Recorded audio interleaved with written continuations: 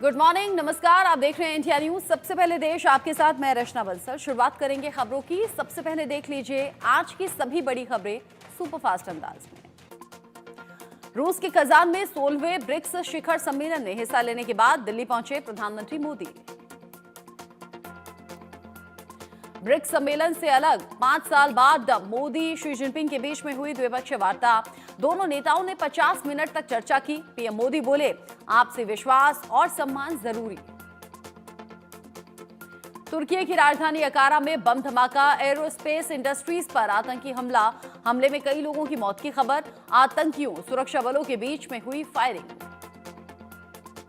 बांग्लादेश में राष्ट्रपति शहाबुद्दीन को हटाने की मांग पर अड़े आंदोलनकारी छात्र। ढाका में राष्ट्रपति भवन पर छात्र कर रहे धरना प्रदर्शन। राष्ट्रपति के बयान पर तब बवाल उठा जब उन्होंने कहा कि मुझे अब तक नहीं मिला शेख हसीना का इस्तीफा। कोलकाता के मयूर सिनेमा के पास में इजरा स्ट्रीट में लगी भीषण आग। दर्जनों दमकल कर्मी पहुंचे। गाड़ियों ने कड़ी मशक्कत के बाद आग पर काबू पाया। महाराष्ट्र चुनाव को लेकर सियासी हलचल तेज हुई। शिवसेना यूबीटी ने 65 उम्मीदवारों की पहली लिस्ट जारी की। 270 सीटों पर बनी सहमति। एनसीपी अजीत गुट ने 38 उम्मीदवारों के नाम का ऐलान किया। नामांकन दाखिल करने से पहले प्रियंका गांधी वाड्रा ने वायनाड में किया रोड शो। रोड शो के दौरान राहुल गांधी, सोनिया गांधी और उनके पति रॉबर्ट वाड्रा समेत दिग्गज कांग्रेसी रहे मौजूद। रोड शो में प्रियंका को देखने उमड़ी प्रशंसकों की भारी भीड़। वायनाड लोकसभा उपचुनाव के लिए प्रियंका गांधी ने नॉमिनेशन कराया। नेता प्रतिपक्ष राहुल गांधी, सोनिया गांधी, पति रॉबर्ट वाड्रा समेत कांग्रेस के दिग्गज नेता मौजूद रहे। प्रियंका गांधी वाड्रा के वायनाड लोकसभा उपचुनाव लड़ने पर बोले अमेठी सांसद केएल शर्मा, प्रियंका गांधी राजनीति में नई नहीं है। उन्होंने राहुल गांधी, सोनिया गांधी, शीला कौल और मेरा चुनाव लड़वाया है। वो हमेशा से सक्रिय राजनीति में रही हैं। पंजाब और हरियाणा सरकार के जरिए पराली जलाने वालों के खिलाफ कोई कार्रवाई न करने पर सुप्रीम कोर्ट ने कड़ी आपत्ति जताई। कहा, अगर ये सरकारें वाकई कानून लागू करने में दिलचस्पी रखती तो ख्याल रखती। सुप्रीम कोर्ट ने पंजाब के मुख्य सचिव से कहा, 1080 उल्लंघनकर्ताओं के खिलाफ आपने एफआईआर दर्ज की, लेकिन सिर्फ 473 लोगों से मामूली जुर्माना वसूला। 600 से ज्यादा लोगों को छोड़ दिया गया। ऐसा पिछले 3 साल से हो रहा है, जो कि नहीं होना चाहिए था। औद्योगिक शराब के उत्पादन पर केंद्र सरकार के पास कोई अधिकार नहीं। सुप्रीम कोर्ट की 9 न्यायाधीशों की पीठ ने 8-1 के बहुमत से कहा, मादक शराब पर कानून बनाने के लिए राज्यों की शक्ति नहीं छीनी जा सकती। जस्टिस बीवी नागरत्ना ने फैसले के खिलाफ अपनी राय रखी। केंद्रीय मंत्री गिरिराज सिंह की हिंदू स्वाभिमान यात्रा पर बोले आरजेडी प्रमुख लालू प्रसाद यादव, गिरिराज सिंह को इस तरह की बात करने की आदत है। हिंदू मुस्लिम सब एक साथ बिहार में रहेंगे। समाजवादी पार्टी प्रमुख अखिलेश यादव के जन्मदिन के मौके पर समाजवादी पार्टी कार्यालय के बाहर लगे पोस्टर में अखिलेश को बताया गया 2027 का सत्ताधीश। वक्फ बोर्ड पर बोले केंद्रीय मंत्री सुकांता मजूमदार, वक्फ बोर्ड में नाइंसाफी को दूर करने की हमारी सरकार कोशिश कर रही है। 1500 साल पुराने मंदिर को वक्फ की संपत्ति बताया जा रहा है, जबकि इस्लाम की उम्र ही 1400 साल है। ये किस तरह का दावा है? ये वोट बैंक की राजनीति के अलावा कुछ नहीं है।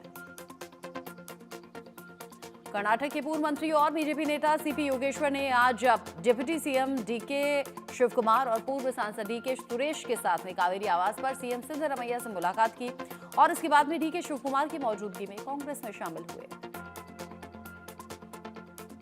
जम्मू कश्मीर के सभी कंस्ट्रक्शन प्रोजेक्ट पर बढ़ाई गई सुरक्षा। एलजी मनोज सिन्हा ने सुरक्षा बढ़ाने के निर्देश दिए हैं। गांदरबल में आतंकी हमले के बाद सुरक्षा बढ़ी।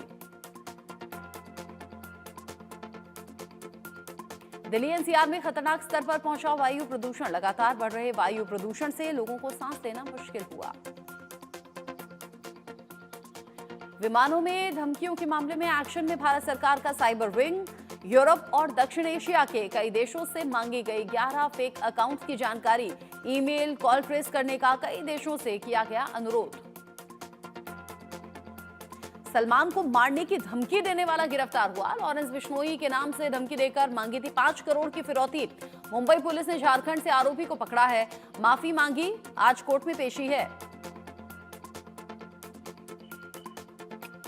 अयोध्या के गुप्तार घाट पर संतों के साथ में मारपीट का वीडियो सोशल मीडिया पर वायरल है। कैंट कोतवाली के गुप्तार घाट का ये मामला है। संतों के साथ में मारपीट और गाली गलौज हुई। ग्रेटर नोएडा के शारदा यूनिवर्सिटी में छात्रों के दो गुटों के बीच में हुआ खूनी संघर्ष। जमकर चले लाठी डंडे। मारपीट का वीडियो सोशल मीडिया पर वायरल। कई छात्रों ने मिलकर एक छात्र पर लाठी डंडे और लात घूंसों की बरसात कर दी। फर्रुखाबाद पुलिस और एसओजी की टीम को मिली बड़ी कामयाबी। गेस्ट हाउस में छापेमारी के दौरान 1.5 क्विंटल पटाखे बरामद। घनी आबादी के बीच में अवैध रूप से चल रहा था पटाखा फैक्ट्री का काम। मेरठ में अवैध पटाखा गोदाम में छापेमारी करने पहुंची पुलिस को भारी तादाद में मिले एक्सपायरी डेट की cold drink, biscuit, juice, fruit और मिल्क शेक। दिवाली पर एक्सपायरी सामानों को बाजार में खपाने के लिए किया जा रहा था डेट चेंज। गोदाम मालिक समेत 2 लोग गिरफ्तार हुए।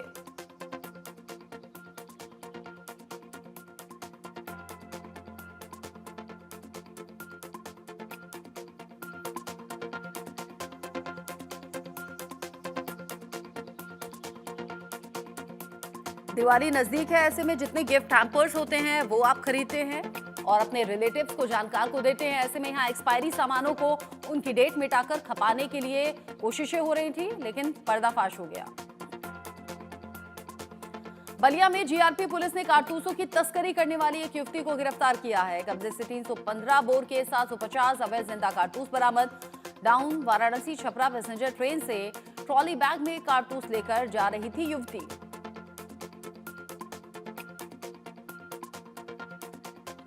बेंजामिन नेतन्याहू के घर पर हुए ड्रोन हमले की तस्वीर सामने आई है। ये पहली तस्वीर। ड्रोन हमले में नेतन्याहू के घर को मामूली नुकसान हुआ है। बेडरूम के शीशे को नुकसान पहुंचा। आसपास के पेड़ भी टूट गए। बेडरूम के अंदर इस धमाके का असर देखा जा सकता है। बेरूत में इजरायल ने फिर से किया हवाई हमला। हमले में 12 से ज्यादा लोगों की मौत हो गई। 57 से ज्यादा लोग जख्मी हो गए। बेरूत के सबसे बड़े अस्पताल को नुकसान हुआ है। रफीक हरीरी विश्वविद्यालय के पास की कई इमारतें नष्ट हो गईं। इजरायल ने लेबनान के मरकबा शहर में किया जबरदस्त धमाका। हिजबुल्लाह के कई ठिकाने तबाह हो गए। कई इमारतों को निशाना बनाकर टारगेट धमाका हुआ। हिजबुल्लाह ने इजरायल पर किया जवाबी हमला। मध्य इजरायल में दनादन कई रॉकेट दागे। हिजबुल्लाह के रॉकेट को आईडीएफ फोर्स ने हवा में नष्ट किया।